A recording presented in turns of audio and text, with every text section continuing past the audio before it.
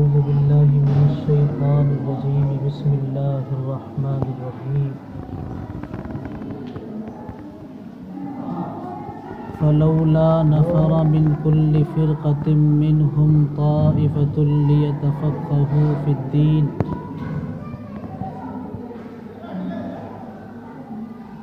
إذا رجعوا إليهم لعلهم يحذرون وقال النبي صلى الله تعالى عليه وسلم من يرد الله خيرا يفقهه في الدين صدق الله ورسوله النبي الكريم۔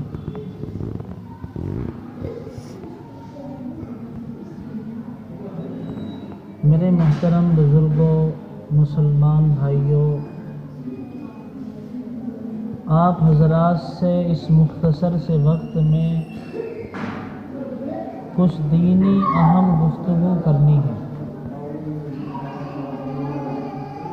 اللہ سے یہ دعا کرتے ہوئے کہ اللہ تعالیٰ مجھے صحیح صحیح کہنے کی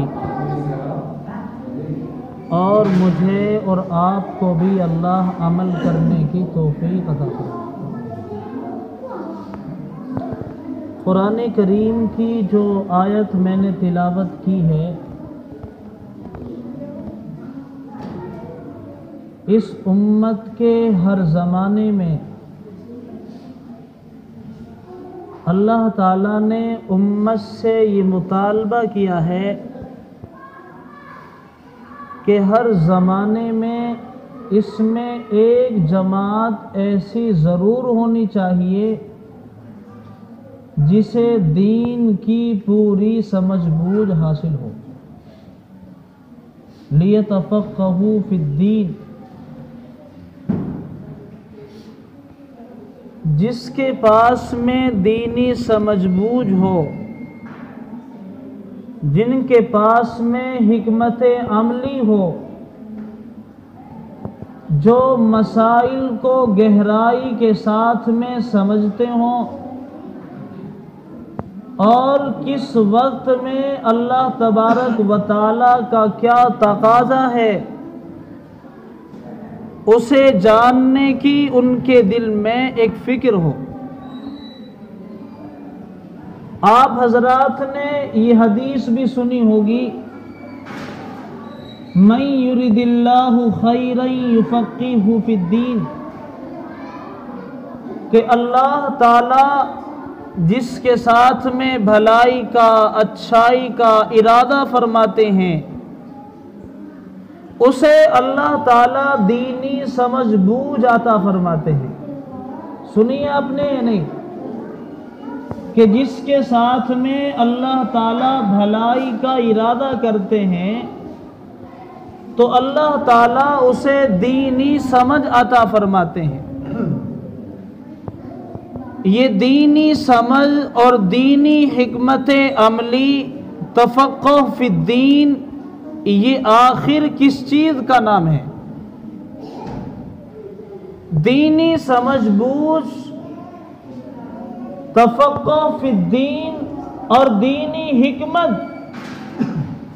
جس حکمت کے ساتھ میں اللہ تعالیٰ نے تمام انبیاء علیہم السلام کو بھیجا ہے، آخر وہ دینی حکمت اور دین میں فقہ حاصل کرنا یہ کیا چیز ہے؟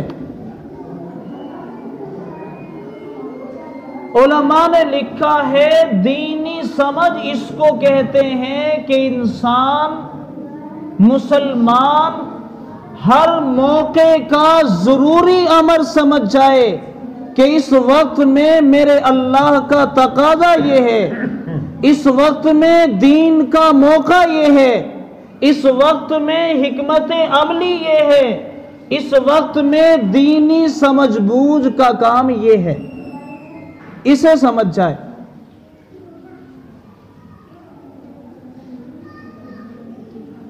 آج کل کا معاملہ یہ ہے کہ آدمی اپنی حکمت عملی کو چھوڑ کر کے دوسرے کے پیچھے لگا ہوا ہے۔ دینی سمجھ بوجھ تو یہ ہے کہ ایک آدمی اگر باپ ہے تو اسے یاد ہونا چاہیے کہ قرآن باپ کے لیے کیا ہدایات کرتا ہے، تو اسے چاہیے کہ ان ہدایات کو پڑھے، اپنی زندگی میں لائے۔ ایک عورت ہے، بیوی ہے، تو اسے وہ آیات، وہ ہدایات غور کرنی چاہیے کہ جو ایک عورت کے اوپر شوہر کا حق ہوتا ہے۔ میرے اوپر کیا حق بنتا ہے میرے شوہر کا؟ میں باپ ہوں تو میرے اوپر کیا حق بنتا ہے اپنے بچوں کا؟ میں اگر اولاد ہوں تو میرے اوپر کیا حق بنتا ہے میرے والدین کا؟ اسے دینی سمجھ بوجھ کہتے ہیں۔ ہم کیا کرتے ہیں؟ اسے چھوڑ کے اگر شوہر ہے تو وہ پتہ لگائے گا کہ بیوی کے اوپر تیرے کیا حقوق ہیں، حالانکہ ذمہ داری اپنی ہے کہ یہ کرنا ہے کہ میرے اوپر اللہ کا کیا حکم ہے، اس کو نہیں یاد کرے گا۔ اگر باپ ہے تو وہ ہدایات دیکھے گا، پوچھے گا کہ جی بتاؤ اولاد پر ماں باپ کے کیا کیا حقوق ہوتے ہیں، تو باپ ہے تجھے تو باپ کے پوچھنے چاہیے۔ اور اولاد اگر آ جائے تو اولاد پوچھے گی کہ جی باپ پر بھی کوئی اولاد کا حق ہوتا ہے یا نہیں؟ بھئی تو باپ ہے یا اولاد ہے؟ تو اولاد ہے تو اولاد کے حقوق پوچھ۔ شوہر آ جائے تو پوچھے گا کہ جی بیوی پر مولانا صاحب شوہر کے کیا حقوق ہیں، ذرا اسے بتاؤ، مجھے بتاؤ۔ اب یہ اس حقوق کو پوچھ کر کے اب بیوی پہ داروگیر کرے گا کہ شوہر کا تو یہ حق ہوتا ہے، شوہر کا تو یہ حق ہوتا ہے، شوہر کا تو یہ حق ہوتا ہے۔ بیوی ہے تو وہ شوہر کے حقوق پوچھے گی، حالانکہ ہر آدمی کو اپنے اوپر کیا حق بنتا ہے وہ پوچھنا چاہیے۔ اسے کہتے ہیں دینی سمجھ بوجھ۔ شوہر ہے، شوہر کے حقوق کے بجائے پوچھ رہا ہے بیوی کے حقوق۔ بیوی ہے، اپنے حقوق پوچھنے کے بجائے پوچھ رہی ہے شوہر کے حقوق۔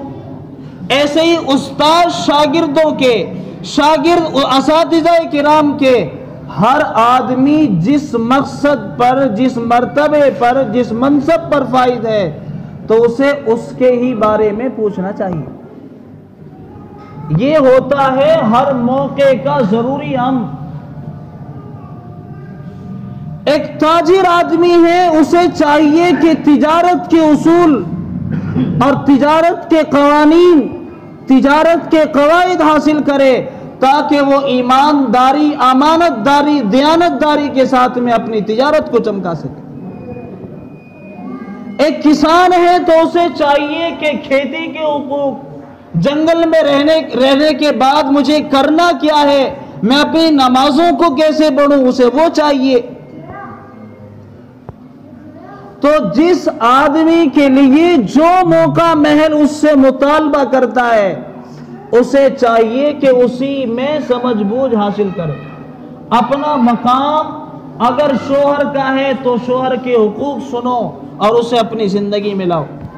اپنا مقام بیوی کا ہے تو بیوی کو چاہیے شوہر کے حقوق میں غور نہ کرے، اپنے حقوق میرے اوپر کیا حق بنتا ہے۔ ایسے ہی باپ کو، اولاد کو، پڑوسی کے مقابلے میں پڑوسی کو یہ علم حاصل کرنا اور اس میں کمال پیدا کرنا، اسے کہتے ہیں تفقہ فی الدین۔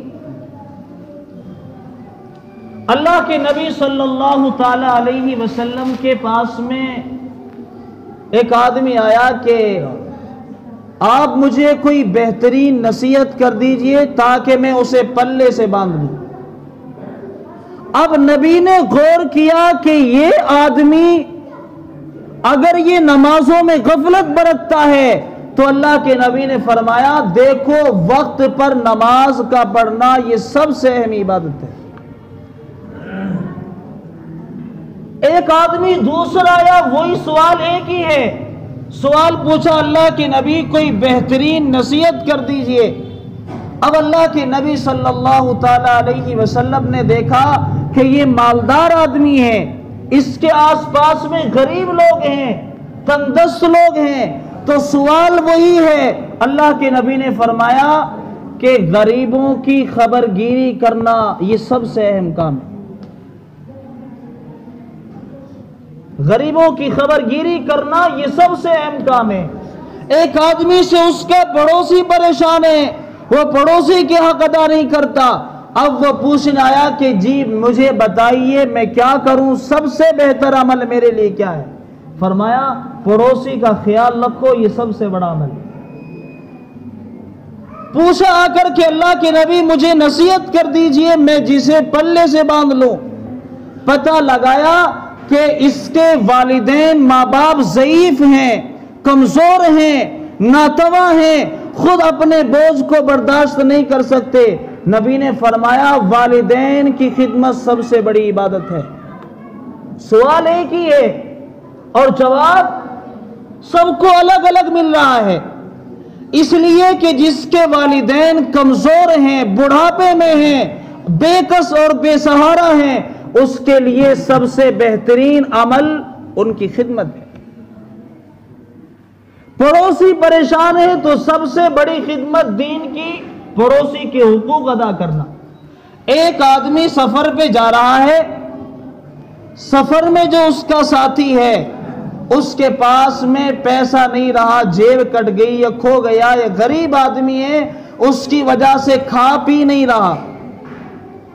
اب ایک تو ثواب یہ ہے کہ یہ سبحان اللہ الحمدللہ کرتا ہوا سفر کرے، ایک ثواب یہ ہے کہ یہ قرآن پڑھتا ہوا سفر کرے، اور ایک ثواب یہ ہے کہ جو اس کا سفر کا ساتھی ہے جس کے پاس کھانے کے لیے نہیں، پینے کے لیے نہیں، اچھی چیزیں خریدنے کے لیے نہیں، یہ اپنے کھانے میں اسے شریک کر لے، پینے میں اسے شریک کر لے، 2 روپے کا اسے سہارا لگا دے، تو سب سے بڑی نیکی کا کام اس کے لیے یہ والدین ہے تو والدین کی خدمت ہے۔ تو اسے کہتے ہیں دینی سمجھ، کہ ایک آدمی غور کر لے کہ میرے اوپر اس وقت میں کیا ہے۔ جہاد کا عمل چل رہا ہے، جہاد فرض ہے۔ اب کوئی بھی آدمی آ کے پوچھ رہا اللہ کے نبی سے کیا کروں میں، میرے لیے عمل بتائیے۔ جب جہاد فرض عین ہو تو سب کے لیے کہا جا رہا ہے کہ سب سے بہتر عمل اللہ کے راستے میں نکلنا ہے۔ ہر موقع کا ضروری عمل سمجھ جانا اور اسے عمل میں لے آنا، اسے کہتے ہیں دینی سمجھ اور تفقہ فی الدین، جس کے بارے میں اللہ نے فرمایا کہ جس کے بارے میں اللہ تعالیٰ بھلائی کا ارادہ فرماتے ہیں اسے دین کی سمجھ عطا فرماتے ہیں۔ ایک امام صاحب نے ایک مالدار آدمی کو، چودھری کو دیکھا، مسجد میں آیا اور مسجد میں آ کے جھاڑو لگا رہا ہے۔ اب امام صاحب نے دیکھا کہ بھئی یہ تو چودھری صاحب جھاڑو لگا رہے ہیں۔ اب امام صاحب نے آ کر کے جھاڑو چھین لی اور کہا کہ چودھری صاحب یہ کیا کر رہے ہیں آپ؟ اب جو آس پاس کے بیٹھے ہوئے لوگ تھے کہ دیکھو بھئی امام صاحب کو، کیا چودھری کو ثواب کی ضرورت نہیں ہے؟ کیا مالدار آدمی کو ثواب کی ضرورت نہیں ہے؟ ایک عالم آدمی آ کے جھاڑو لگا رہا ہے، آپ نے اسے دیکھا کہ جی رہنے دیجئے، لاؤ میں لگا لیتا ہوں۔ کیوں بھئی عالم کو ثواب کی ضرورت نہیں ہے؟ اس کے لیے ثواب کسی اور چیز میں ہے زیادہ۔ اب امام صاحب نے بتایا کہ چودھری صاحب آپ کے لیے ثواب یہ جھاڑو والا نہیں ہے، یہ تو ہم جیسے غریبوں کا ہے کہ پیسہ پاس میں نہیں ہے خرچ کرنے کے لیے، تو چلو آ کے جھاڑو لگا کے ثواب حاصل کریں۔ آپ کے لیے ثواب کی چیز یہ ہے کہ آپ مسجد تعمیر کریں، آپ غریبوں کی خبر گیری کریں۔ اگر آپ جیسے مالدار لوگ بھی یہ والا ثواب حاصل کریں گے جھاڑو والا، تو یہ مسجدیں کون بنائے گا، یہ مدرسے کون بنائے گا؟ اگر اسی جھاڑو والے ثواب کو کوئی عالم کرنے لگے تو مدرسے میں کون پڑھائے گا؟ دینی خدمات جو اور ہیں دوسری وہ کون کرے گا؟ تو ہر موقع کا ضروری امر کس کے لیے، اسے سمجھ لینا، یہ دین کی سمجھ ہوتی، کس کے لیے کیا چیز بہتر ہے۔ والدین ہیں، اپنے نفل نماز پڑھنے سے بہتر ہے کہ ان کی خدمت کرو، نفلی صدقے سے افضل ہے کہ ان کی خدمت کرو۔ ظاہر بات ہے، پڑوسی پریشان ہے، تنگ دست ہے، اب تم اپنے صدقات کو روک کر کے وہی پورے کرو۔ تمہارے لیے مسجد میں دینے سے بہتر اس پڑوسی کا خیال رکھنا ہے، تمہارے لیے مدرسے میں دینے سے بہتر اس پڑوسی کا خیال رکھنا ہے۔ اسے کہتے ہیں دینی سمجھ، کہ چودھری صاحب سے جھاڑو چھین لی اور کہا کہ آپ ثواب حاصل کرو اللہ کے نام پر خرچ کر کے، یہ دینی سمجھ۔ دکاندار ہے تو اس کے لیے سب سے بڑی ثواب کی چیز یہ ہے کہ دیانت داری کے ساتھ میں، ایمانداری کے ساتھ میں، کم نہ تولے، سودے کی خواہ مخواہ تعریف نہ کرے، جھوٹ ملا کر نہ بیچے، تو یہ اس کے لیے دینی سمجھ ہے۔ آ گیا آپ کے پاس میں دکاندار آدمی ہے کہ جی کوئی نصیحت کر دیجئے، کوئی بات اہم بتا دیجئے، تو اسے بتاؤ یہ تجارت کے اصول ہے۔ ماں باپ زندہ ہیں تو اسے بتاؤ تمہارے لیے بہتر ماں باپ کی خدمت ہے۔ ایک آدمی سفر میں زیادہ رہتا ہے، اسے بتاؤ کہ سفر کے یہ حقوق ہوتے ہیں، سفر میں اس طرح خیال کرو، سفر میں اپنی نمازوں کو صحیح وقت پر پڑھو۔ ہر آدمی کے لیے موقع کا ضروری امر کچھ اور ہوتا ہے، اسے کہتے ہیں دینی سمجھ۔ مولانا مظفر حسین کاندھلوی کا ایک واقعہ لکھا ہے کہ آپ سفر میں جا رہے تھے، سفر کے دوران ایک مسجد میں ظہر کی نماز پڑھنے کا وقت آ گیا۔ اب جب مسجد میں پہنچے تو دیکھا کہ مسجد تو بنی ہوئی ہے لیکن نہ صفائی ستھرائی ہے، اور نہ کوئی نماز کے وقت نماز کے لیے آیا۔ اور جب دیکھا کہ نماز کا وقت ہو گیا، کوئی آ ہی نہیں رہا ہے محلے میں سے، تو بہت افسوس کے ساتھ میں بیٹھ گئے، اور پھر باہر نکلے مسجد سے، نوجوانوں سے ملاقات کی، لوگوں سے ملاقات کی، بھئی تم نماز کیوں نہیں پڑھتے ہو؟ اب کسی ایک نے بتایا کہ ہمارے یہاں جو نواب صاحب ہیں، اگر وہ آپ کی مسجد میں نماز کے لیے آ جائیں تو ان کے پیچھے بہت سارا مجمع آ جائے، اگر آپ کی محنت سے کامیاب ہو کر وہ یہاں تک آ جائیں۔ اب انہوں نے بھی سمجھا چلو بھئی اس پہلے بڑے چودھری کو ہی دیکھ لیں۔ نواب صاحب کے پاس پہنچے، نواب تو نواب ہی تھے، عیاشیوں میں، فحاشیوں میں، شرابوں میں، اس طرح کے ان کے دور چلتے تھے۔ اب جا کے ملاقات کی، ایمان کا احساس دلایا اور کہا کہ نواب صاحب ہماری تو آپ سے گزارش یہ ہے کہ آپ مسجد تک آ جائیں۔ اب وہ کہنے لگا کہ اصل میں آپ کی بات تو نہ گھیرتا، لیکن میرے سامنے ایک مسئلہ ہے، میں اس لیے مسجد میں نہیں آ سکتا۔ بھئی بتاؤ وہ کیا مسئلہ ہے آپ کا؟ تو وہ کہنے لگا کہ ایک تو یہ ہے کہ میرے یہاں شراب کا دور چلتا ہے، تو یہاں ہم شراب پیتے ہیں، لوگوں کو پلاتے ہیں جو ہمارے پاس میں آتے ہیں۔ اب ظاہر بات ہے ہم شراب پی کے مسجد میں جائیں گے، وہ اللہ کا گھر ہے۔ اور دوسری چیز یہ کہ میرے پاس میں فاحشہ عورتیں آتی ہیں، میں ان سے ملتا ہوں اور مجھے اچھا نہیں لگتا کہ پھر میں جاؤں مسجد میں جاؤں گا تو وضو کرنا پڑے گا مجھے، اور دیکھو وضو مجھ سے ہوتا نہیں، تو اس لیے میرے پاس عذر یہ ہے کہ میں وضو نہیں کر سکتا ہوں۔ مسجد میں تو میں آ جاتا لیکن وضو مجھ سے نہیں ہوگا۔ اب مولانا نے کہا کہ بھئی آپ ایسا کریں، بغیر وضو کے ہی مسجد میں آ کے نماز پڑھ لیا کریں، آپ کو دیکھ کے کم از کم اور لوگ آ جائیں گے۔ اب انہوں نے کہا کہ جی بغیر وضو کے نماز ہو جائے گی؟ کہ ہاں ہو جائے گی، آپ آئیں اور بغیر وضو کی نماز پڑھیں۔ اب جو آس پاس کے لوگ تھے کہ اتنے بڑے عالم، سنا ان کے بارے میں، بزرگ ہیں، اللہ والے ہیں، مولانا ہیں، اور کیا کہہ رہے ہیں کہ آؤ آپ بغیر وضو کے ہی نماز پڑھ لینا۔ بغیر وضو کے نماز ہو جائے گی کسی کی؟ بغیر وضو کی نماز نہیں ہوگی۔ اور وہ کیا کہہ رہے کہ نواب صاحب آپ آ جائیں اور بغیر وضو کے ہی آپ نماز پڑھ لیا کریں۔ اب جب وعدہ ارادہ ہوا تو ٹھیک ہے جی، کل بغیر وضو کے نماز پڑھ لیا کروں گا اور میں کل سے آؤں گا، کل زور سے۔ اب یہ بات کر کے کہنے لگے کہ دیکھو وعدہ یاد رکھنا، میں یہی مسجد میں ہوں۔ اب مسجد میں آ کر کے اللہ تعالیٰ کے سامنے روئے ہیں، اے اللہ یہاں تک تو میں نے تیار کیا ہے، اب آگے اسے بدل دینا یہ تیرا کام۔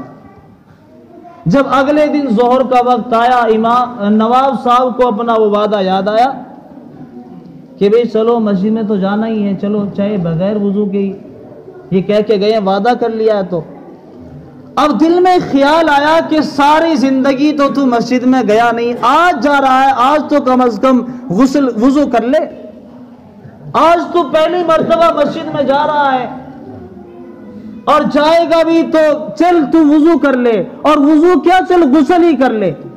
اب جب یہ بات ذہن میں آئی تو غسل کیا، کپڑے بدلے اور پھر نماز پڑھی۔ نماز جو پڑھی ہے تو پھر اللہ تبارک و تعالیٰ نے پورے دل کو بدل دیا۔ اور مولانا کیا کہہ رہے تھے کہ بغیر وضو کے ہی نماز پڑھ لینا، لوگ تعجب کر رہے تھے، اور انہوں نے کس طرح گھما کے اسے دین پر نماز پر لگا دیا۔ اسے کہتے ہیں تفقہ فی الدین، ہر موقع کا ضروری عمل۔ تمہارے یہاں ایک واقعہ ہوا، ایک مسجد میں امام صاحب نے ایک چودھری صاحب کو ٹوک دیا کہ جی آپ اپنی تکبیر تو ٹھیک کریں، بس چودھری صاحب نے امام کا بستر ہی گول کر دیا کہ آیا امام کہاں سے چل کے 50 سال سے میں تکبیر پڑھ رہا ہوں، یہ میری کمی نکال رہا ہے۔ اب ایک ذرا سی چوک امام صاحب سے بھی ہوئی، بعد میں ملتے، انہیں سمجھاتے، یاد کراتے، اس طرح کا طریقہ اختیار کرتے کہ اسے بھی برا نہ لگے۔ اسے لگا کہ بھئی سب بھری ہوئی ہے، کتنے لوگ ہیں اور اتنے سارے لوگوں میں چودھری صاحب کی بے عزتی کر دی، چل دیکھیں اب تو کیسے ٹک جائے اس مسجد میں۔ اور اگر وہ الگ سے الگ بلا کے انہیں کہلواتے، نماز تکبیر ان کے سنتے، یاد کراتے، انہیں احساس بھی نہ ہوتا، بے عزتی بھی نہ ہوتی اور ان کی تکبیر بھی یاد ہو جاتی۔ اسے کہتے ہیں حکمت، دینی سمجھ اور تفقہ فی الدین، ہر موقع کا ضروری عمل سمجھ لینا، اسے کہتے ہیں دینی سمجھ۔ تو میری آپ سے گزارش یہ ہے، اگر آپ باپ ہیں تو یاد رکھیں آپ کے لیے ضروری ہے کہ آپ ہدایات سیکھیں باپ کے اصول کی۔ الٹا کرتے ہیں ہم، اگر میں باپ ہوں تو پوچھوں گا کہ امام صاحب اولاد پر باپ کے کیا حقوق ہوتے ہیں؟ تم باپ ہو یا اولاد ہو تو باپ کے حقوق پوچھو، تم اگر اولاد ہو تو اولاد کے حقوق پوچھو، بیوی ہے تو بیوی اپنے حقوق حاصل کرے، شوہر ہے تو شوہر اپنے حقوق حاصل کرے۔ ہم اپنے ادا کرتے نہیں ہیں اور دوسروں سے امید رکھتے ہیں، دوسروں کے پوچھیں گے، باپ پوچھے گا اولاد کے بارے میں، اولاد پوچھے گی باپ کے بارے میں، شوہر بیوی کے بارے میں، بیوی شوہر کے بارے میں۔ حالانکہ یہ ہے کہ میں اگر دکاندار ہوں تو دکان کے اصول سیکھوں۔ تو اسے کہتے ہیں ہر موقع کا ضروری عمل۔ اگر والدین کمزور ہیں تو سب سے بہترین عمل ہمارے لیے وہ ہے۔ مالدار ہیں آپ تو سب سے زیادہ بہترین عمل آپ کے لیے مال خرچ کرنا ہے۔ آپ غریب ہیں تو اور بہت ساری چیزیں ہیں آپ کے لیے ثواب حاصل کرنے کی۔ آپ کے پڑوسی پریشان ہیں تو سب سے بہترین ثواب کا کام پڑوسی کے حقوق ادا کرنا۔ آپ کے پاس میں کوئی بیوہ ہے، بے سہارا ہے، یتیم بچے ہیں، مسکین ہیں، غریب لوگ رہتے ہیں، تو سب سے بہترین عمل آپ کے لیے، سب سے زیادہ ثواب کا عمل آپ کے لیے ان کی خبرگیری کرنا ہے۔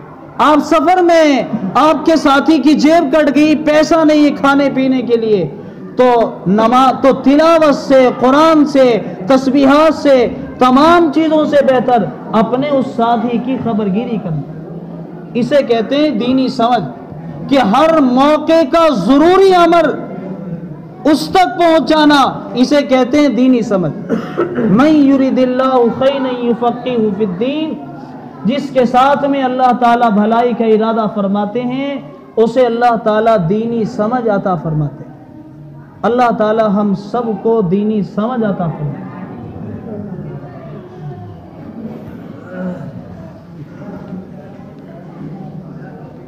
الله أكبر الله أكبر الله أكبر الله أكبر أشهد أن لا إله إلا الله أشهد أن لا إله إلا الله أشهد أن محمدا رسول الله أشهد أن محمدا رسول الله حي على الصلاة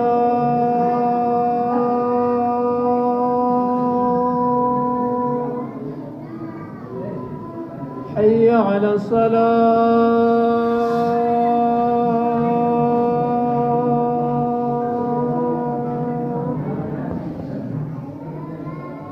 حي على الفلاح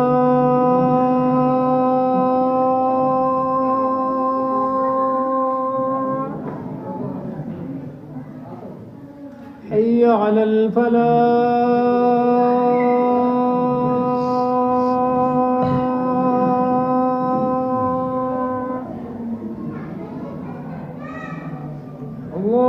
الله أكبر الله أكبر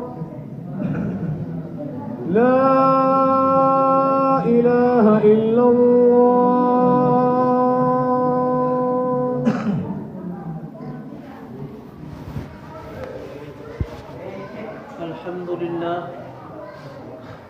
الحمد لله الذي لم يزل ولا يزال حيا قيوما عالما قديرا مدبرا سميعا بصيرا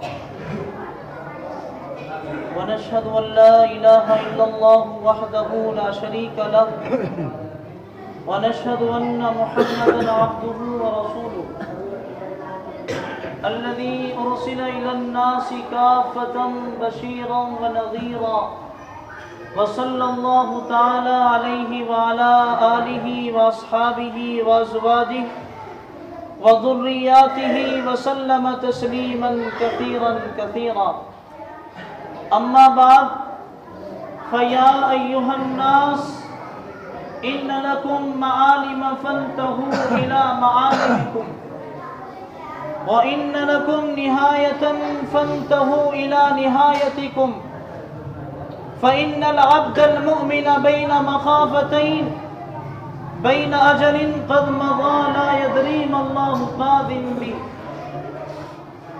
فليتزود العبد من نفسه لنفسه ومن حياته لموته ومن شبابه لكبره ومن دنياه لآخرته فإن الدنيا خلقت لكم وإنكم خلقتم للآخرة فوالذي نفسي بيده ما بعد الموت من مستعتب ولا بعد الدنيا دار إلا الجنة أو النار أعوذ بالله من الشيطان الرجيم وإذا سألك عبادي عني فإني قريب أجيب دعوة الداعي إذا دعان فليستجيبوا لي وليؤمنوا بي لعلهم يرشدون أقول قولي هذا وأستغفر الله لي ولكم أجمعين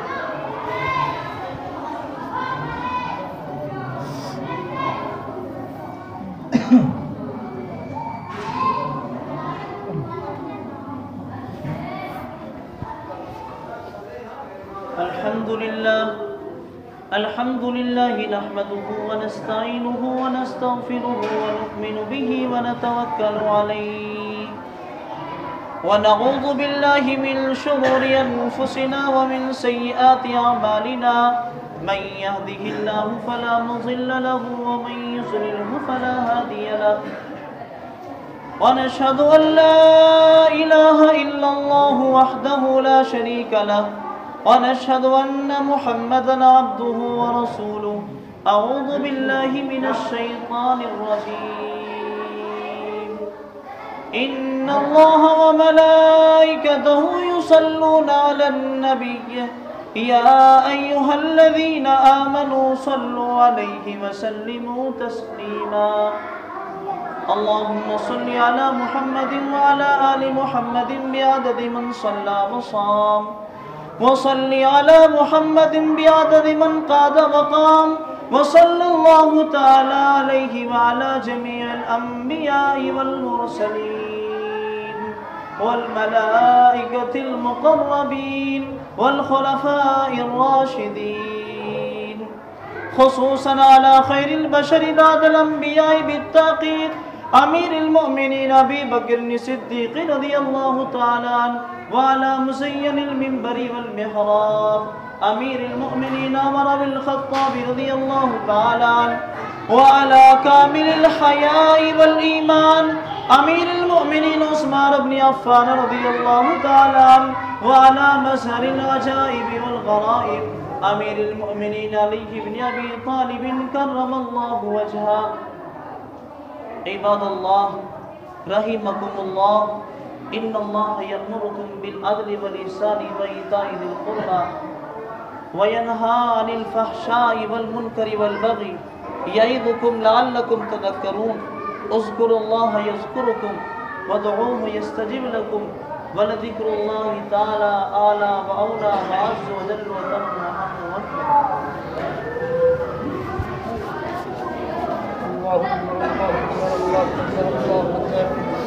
أشهد أن لا إله إلا الله أشهد أن لا إله إلا الله أشهد أن محمدا رسول الله أشهد أن محمدا رسول الله.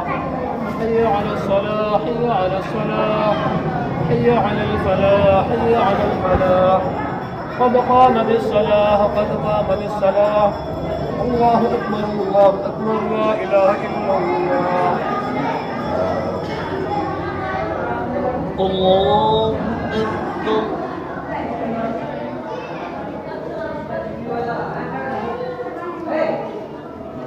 الحمد لله رب العالمين الرحمن الرحيم مالك يوم الدين إياك نعبد وإياك نستعين اهدنا الصراط المستقيم صراط الذين أنعمت عليهم غير المغضوب عليهم ولا الضالين.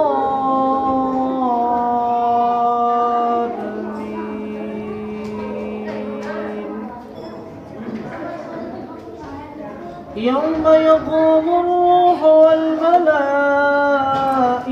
صفا لا يتكلمون إلا من أذن له الرحمن وقال صوابا. ذلك اليوم الحق فمن شاء اتخذ إلى ربه مآبا. إنا أنذرناكم عذابا قريبا يوم ينظر المرء ما قدمت يداه ويقول الكافر يا ليتني كنت ترابا. الله أكبر.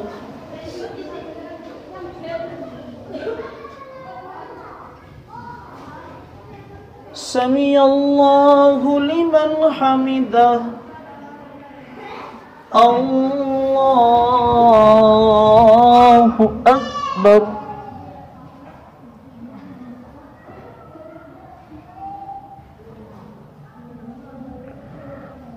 الله أكبر. الله أكبر.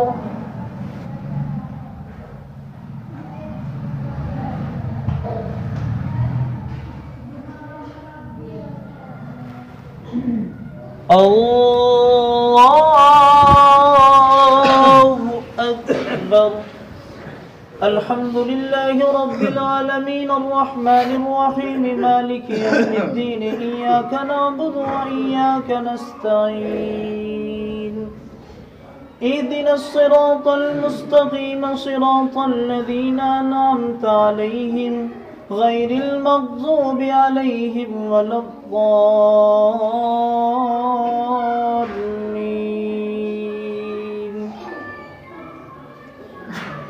يوم يفر المرء من أخيه وأمه وأبيه وصاحبته وبنيه لكل امرئ منهم يومئذ شأن يغنيه وجوه